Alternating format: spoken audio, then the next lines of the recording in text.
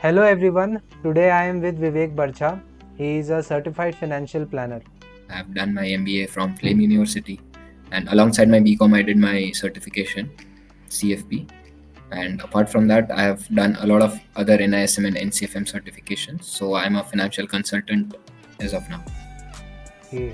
So, what is CFP? What skills do you think are necessary for entering this course? Are there any skills necessary?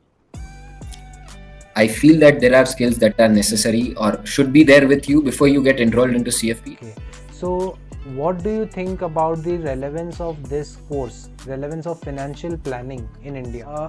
To be a financial planner, do you think it is necessary to do CFP? Planner, no, and yes. There are many questions about the increasing level of income gap between the middle class of India and the higher class of India. There is a increasing gap. So what do you think about that?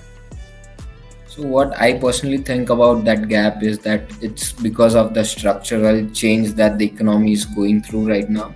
Let's talk about the eligibility criteria to enter the course. What is the eligibility criteria? So, what is the registration cost for entering into this certification? Is there any additional cost that is to be incurred? And are there any scholarships provided by the institute? Okay, तो क्या इस course के लिए coaching necessary है या नहीं लेने से भी चलता है, और अगर आपने ली थी तो कहाँ से ली थी? So what job packages and what job levels I can expect? You might get into sales of an AMC. AMC माने एसेट मैनेजमेंट कंपनी, जो म्यूचुअल फंड कंपनीज है, उनके सेल्स रोल में जा सकते हो आप. उसमें भी अलग अलग चैनल्स होते हैं, रिटेल चैनल, इंस्टीट्यूशनल चैनल, काफ़ी सारे अलग चैनल्स होते हैं.